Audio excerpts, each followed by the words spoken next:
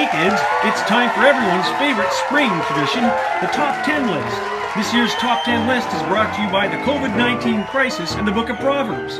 Top 10 lessons from the Proverbs to help you cope with the crisis. Here's today's Top 10 verse. Just out here at the woodpile, here we are with Proverbs number 9. This is Proverbs 16 verse 18. Pride goes before destruction, and a haughty spirit before stumbling. Now, haughty is another word for proud, and it's kind of thinking you're all that, or you don't want to take advice, or maybe you don't even want to accept help from others. That's what haughty is.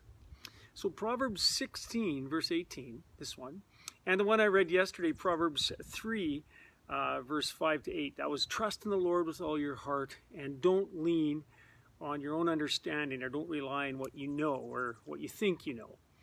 Both of these verses help us to understand the problem with pride. With each small step we take toward humility, we move one step closer to God. Now, in the book of James, chapter 4, verse 6, it says, God is opposed to the proud, but gives grace to the humble. Consider the magnitude of this truth. If we allow pride to take over, we're putting ourselves in a position opposed by God. Grace comes to the humble, and humility comes when we rely on God. That reminds me of Micah 6 verse 8.